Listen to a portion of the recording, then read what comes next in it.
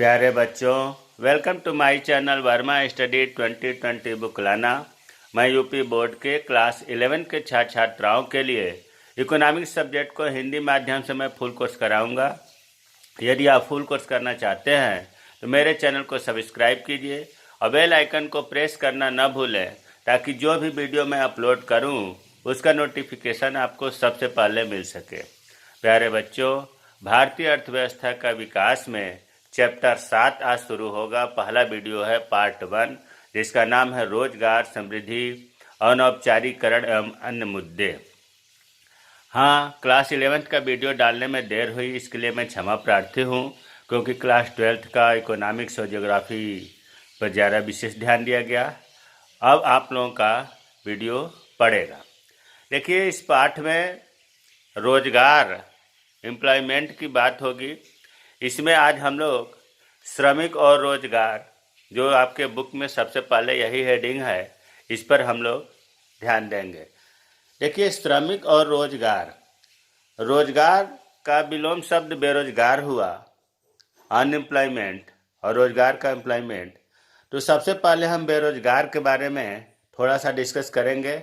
जब बेरोजगार समझ में आ जाएगा तो रोजगार अपने आप आ जाएगा।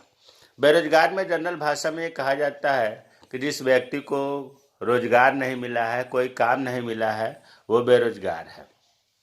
लेकिन किताबी लैंग्वेज में, अर्थशास्त्र की भाषा में 3 बातों को ध्यान रखा जाता है बेरोजगार के लिए, कि जो व्यक्ति काम करना चाहता है, उसकी इच्छा है काम करने का, काम करना चाहता है। देखिए, रटना नहीं है, समझ लीजिए, तो फिर अपनी भाषा में खूब बढ़िया से लिख लेंगे। जो व्यक्ति काम करना चाहता है और काम कर भी सकता है, हमने ब्रैकेट में लिख दिया काम कर सकता है, इसका मतलब कि शारीरिक तथा मानसिक दृष्टि से वो कार्य करने योग्य हो। और तीसरा, प्रचलित मजदूरी पर कार्य करने को तैयार हो।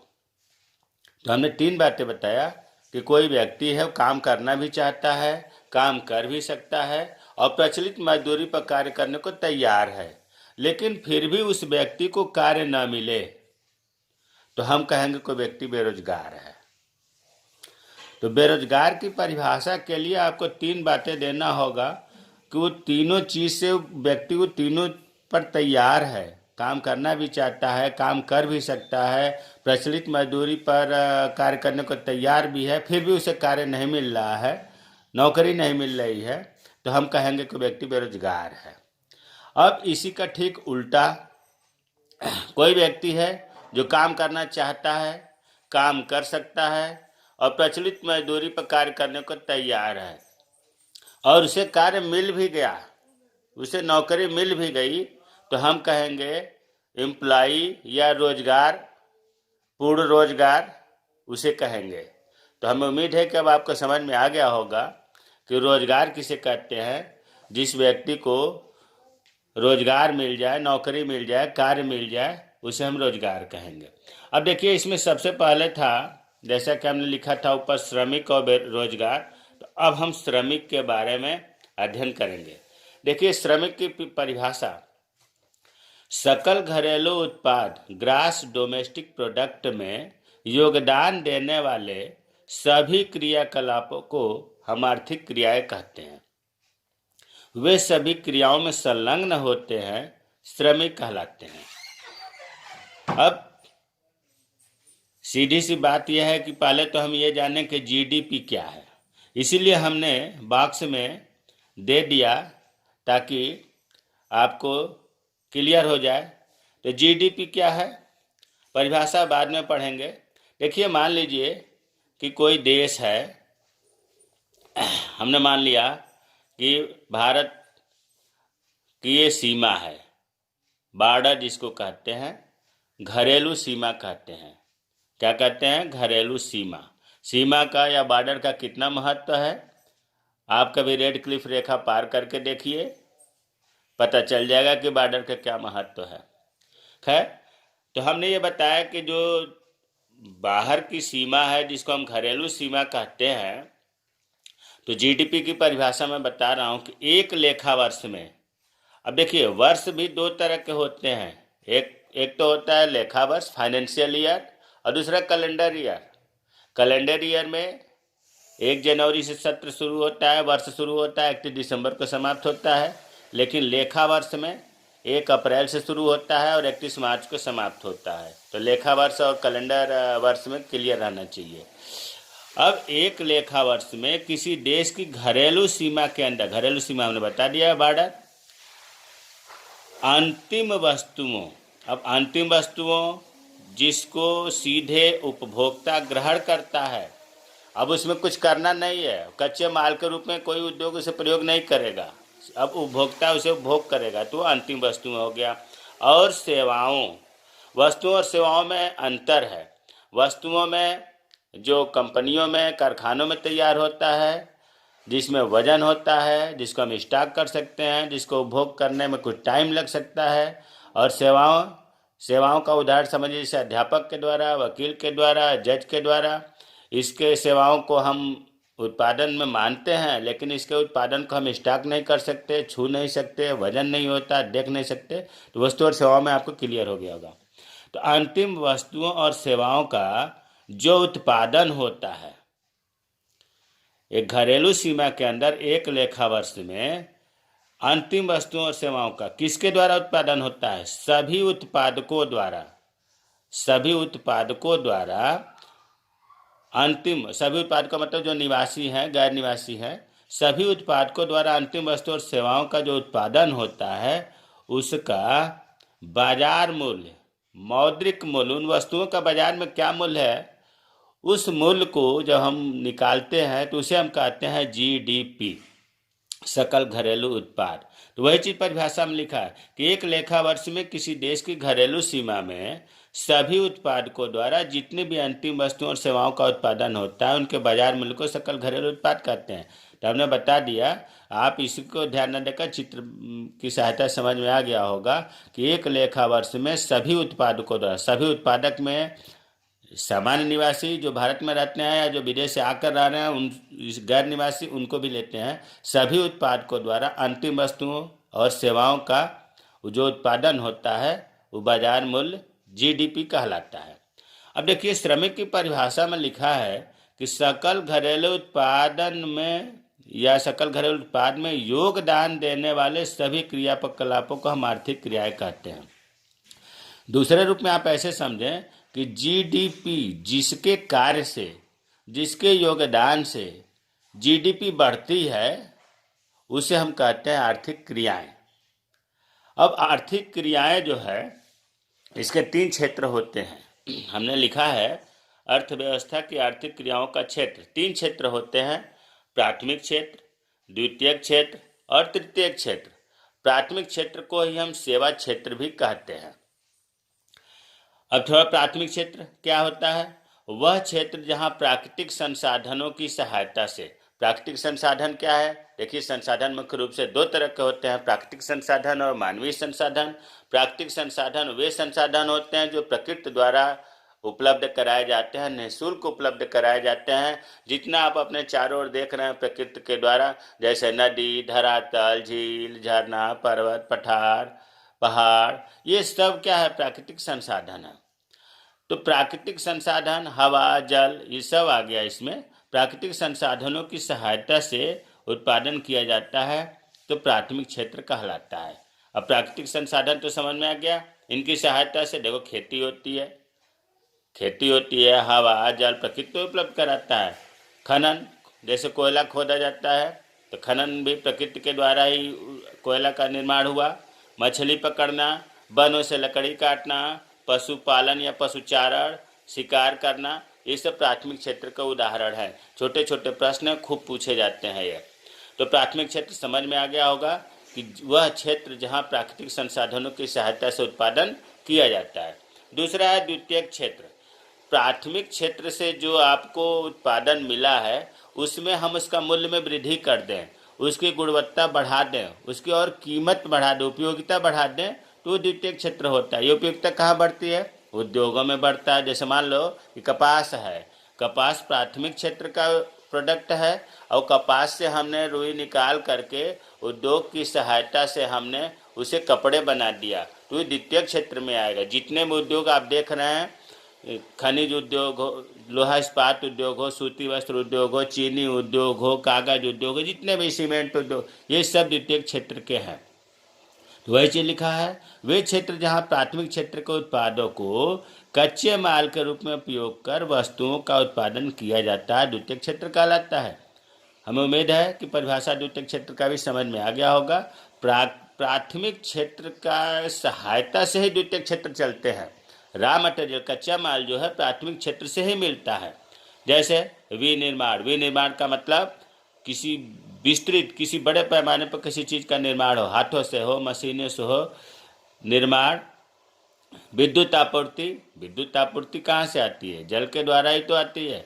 जल प्राथमिक क्षेत्र का है, जल की भी सप्लाई होती है। ये द्वितीय क्षेत्र के उदाहरण हैं।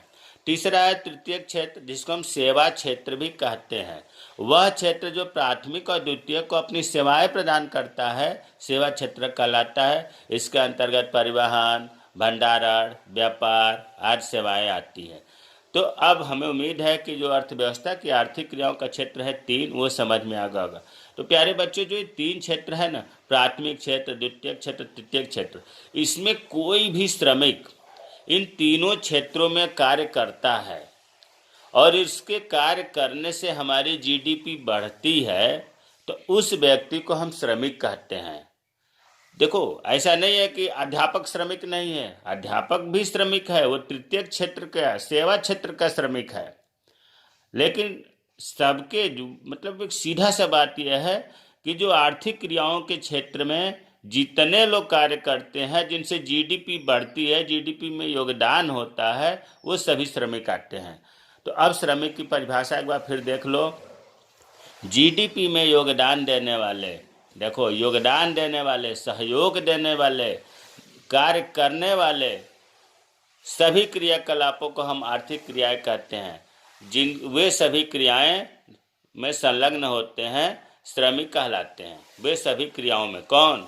जो जीडीपी में योगदान देता है। अभी आपने जो श्रमिक की परिभाषा सुना और तीनों क्षेत्रों के बारे में, तो अब एक फाइनल परिभाषा जो बहुत ही आसान है और महत्वपूर्ण है। दूसरे शब्दों में, एक ऐसा व्यक्ति जो अपनी जीविका का मतलब जीवनचर्या, रोजी रोटी, पैसा कमाने के लिए किसी भी आर्थिक क्रियाओं में, आर्थिक क्रियाएं 3 हैं, आपको बता देगा, प्राथमिक क्रियाएं, द्वितीय क्रियाएं, तृतीय क्रियाएं, क्षेत्र को ये क्रियाएं भी कहते हैं, जिसको अंग्रेजी में कहते हैं प्रोडक्टिव एक्टिविटी में लगा होता है, संलग्न होता है। कोई भी ऐसा व्यक्ति जो अपनी रोजी रोटी चलाने के लिए किसी भी आर्थिक क्रियाओं में लगा होता है, उसे हम श्रमिक कहते हैं।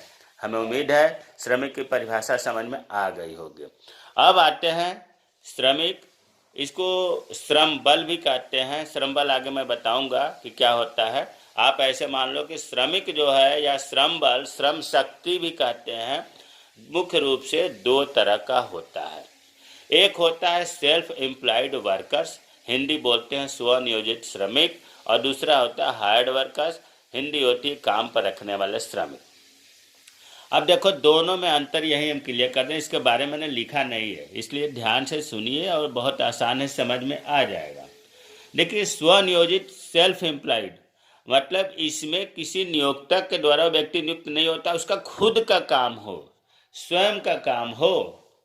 इसमें जो है स्वयं, जैसे दुकान अपना उसका हो, कोई उसका छोटा मोटा उद्योग हो, बड़ा उद्योग हो, वो खुद मालिक हो, तो हम उसे कहेंगे किसान भी आता है इसी में। किसान भी अपने आप जो है सेल्फ एम्प्लॉयड वर्कर्स है। तो स्वनियोजित का मतलब हुआ कि उसका खुद का निजी का काम है। अब काम पर रखने वाले श्रमिक दूसरे टाइप पे ये होते हैं कि अगर खुद का नहीं है तो कहीं काम करेगा, काम पर रखा जाएगा, जिसको कहते हैं हायर्ड वर्कर्स।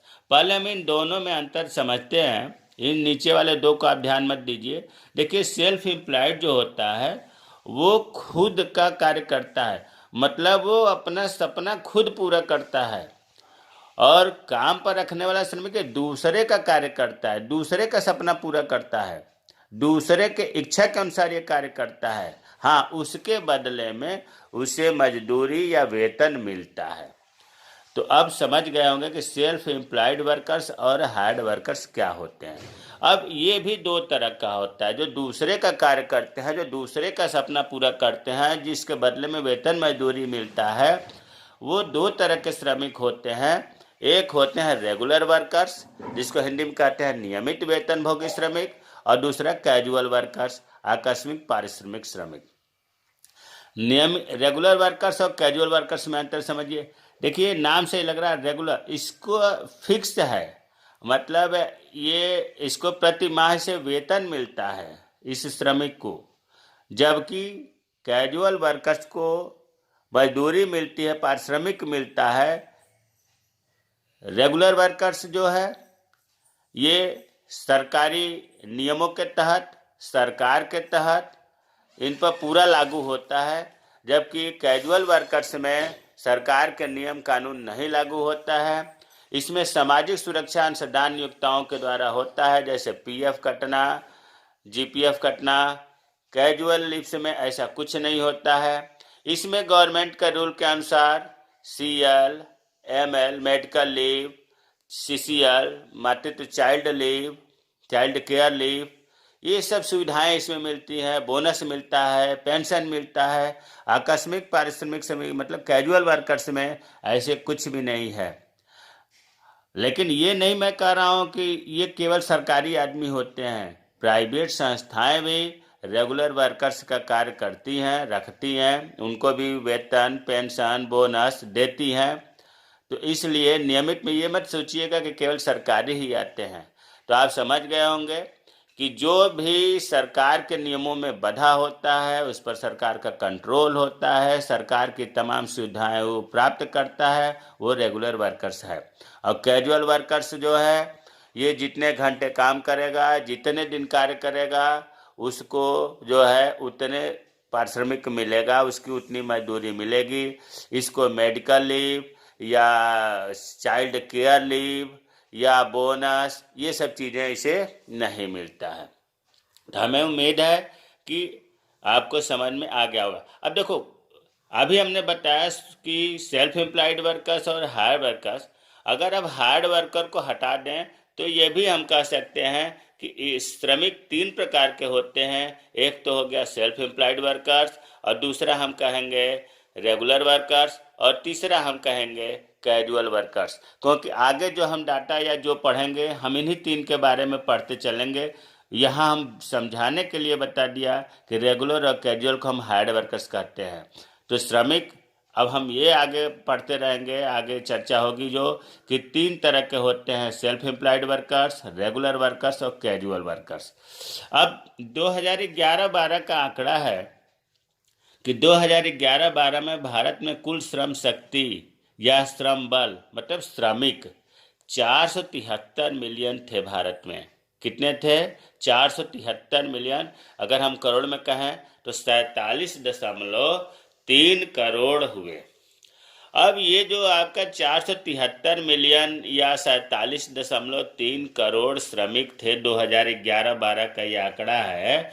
इसमें जो है 70% पुरुष थे, मेल, और जब 70% निकल गए तो 30% स्त्री तथा शेष का मतलब उसमें जो है बालक आ गए, बाल श्रमिक। मान रहा हूँ कि शासन के द्वारा बाल श्रमिक पर रोक लगा है, फिर भी कहीं न कहीं ये बाल श्रमिक का कार्य कर रहे हैं। वो भले ही स्त्री हो या पुरुष हो, इसी में गिनती हुई है 30% में। ऐसा नहीं है कि पुरुष बाल श्रमिक इसमें मान ले, नहीं। पुरुष बाल श्रमिक हो या महिला बाल श्रमिक हो या महिला हो, 30% के अंतर्गत है। तो अब आपको ये देखने को मिल रहा है कि 473 मिलियन में 70% पुरुष हैं और 30% स्त्री है। इसका मतलब कि श्रमिकों की संख्या, कार्यरत जनसंख्या मतलब पुरुषों की ज़्यादा है। अब दूसरे टाइप में हम ये भी कह सकते हैं कि जो ये आपका 473 मिलियन या 47.3 करोड़ श्रम शक्ति है, इसमें 3/4 भाग ग्रामीण क्षेत्र के श्रमिक हैं।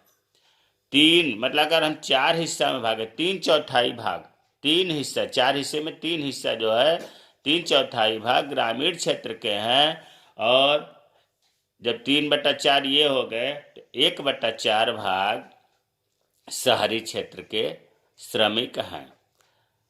दोनों वर्गीकरण अलग अलग है, ये तो परसेंटेज में हो गया, ये भाग में हो गया। तो 3/4 भाग ग्रामीण क्षेत्र से और 1/4 भाग शहरी क्षेत्र से इस 47.3 करोड़ में श्रमिक 2011-12 में थे।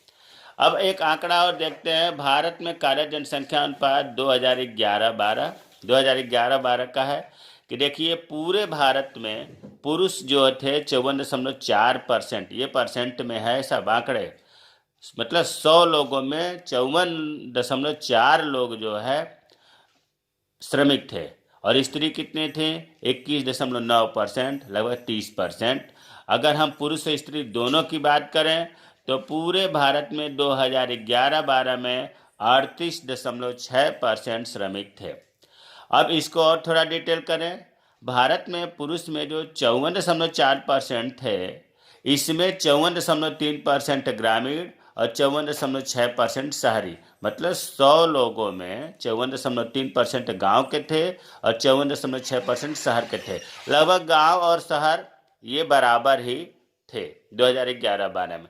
स्त्री में देखते हैं, गांव में 24.8% गांव के थे श्रमिक स्त्री में, और शहर में 14.7%। उसी तरह से अगर हम संपूर्ण की बात करें पुरुष और स्त्री, तो 2011-12 में 39.9, मतलब लगभग 40% गांव के श्रमिक थे और 35.5% शहर के थे। प्यारे बच्चों, यहाँ आप देख रहे हो कि पुरुष में गांव और शहर के दोनों जो है ये लगभग बराबर हैं, लेकिन स्त्रियों में काफ़ी अंतर है। गांव में 24.8% हैं श्रमिक, जबकि 14.7% शहर में।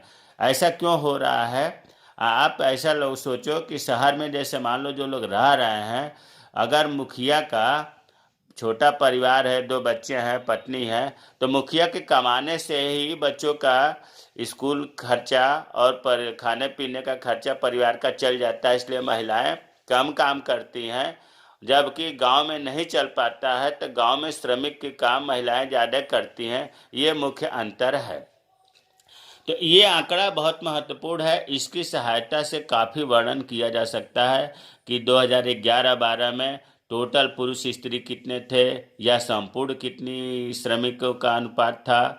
और उसी तरह से हाँ, एक चीज़ और बता दूं, जैसे ये लिखा है पुरुष 54.4 और स्त्री 21.9, तो इन दोनों का योग नहीं है।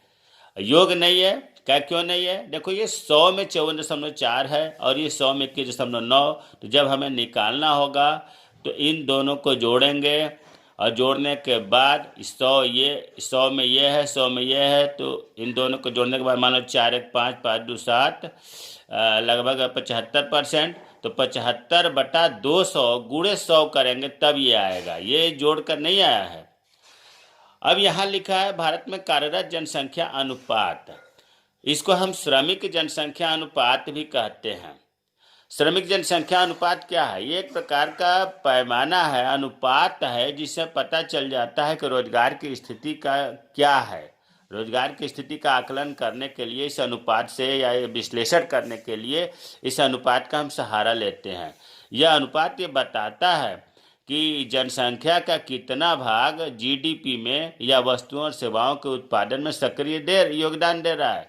क्योंकि ये आपको पता है कि जितने भी श्रमिक हैं जीडीपी में उनके योगदान होता है, तो जितना ही ये परसेंटेज बढ़ेगा उतना ही सक्रिय योगदान अधिक माना जाएगा। तो श्रमिक जनसंख्या अनुपात किसे कहते हैं? यह एक प्रकार का सूचक होता है, इससे देश भर में रोजगार की स्थिति का विश्लेषण करने के लिए इसका प्रयोग किया जाता है। इससे ये पता चलता है कि वस्तु और सेवाओं के उत्पादन में सक्रिय योगदान कितना है। इसका सूत्र होता है श्रमिक जनसंख्या अनुपात बराबर देश में श्रमिकों की कुल संख्या बटा देश की कुल संख्या गुणे 100। ऊपर हमने यही तो निकाला था, पुरुष और स्त्री जोड़ दिया था तो श्रमिकों की कुल संख्या पता चल गया। फिर उसके बाद देश की कुल जनसंख्या 200 में निकाल रहा था तो यहाँ 200 लिखा गुणे 100। ये बहुत महत्वपूर्ण है, पूछा जाता है 1 नंबर में कि श्रमिक जनसंख्या अनुपात क्या है, तो अगर ऊपर नहीं समझ में आ रहा है तो ये भी श्रमिकों की कुल संख्या में कुल जनसंख्या से जब भाग देंगे और 100 का गुणा करेंगे तो श्रमिक जनसंख्या अनुपात निकल जाता है। 100 का गुणा करने से प्रतिशत में निकलता है, इसलिए 100 का गुणा करते हैं। तो मुझे उम्मीद है कि आज के वीडियो में आपको जितना बताया गया अच्छी तरह से समझ में आ गया होगा। अगर कोई चीज़ नहीं समझ में आता है तो कमेंट बॉक्स में कमेंट करें, मैं रिप्लाई करूँगा। मेरे चैनल को सब्सक्राइब कीजिए। जय हिंद, जय भारत।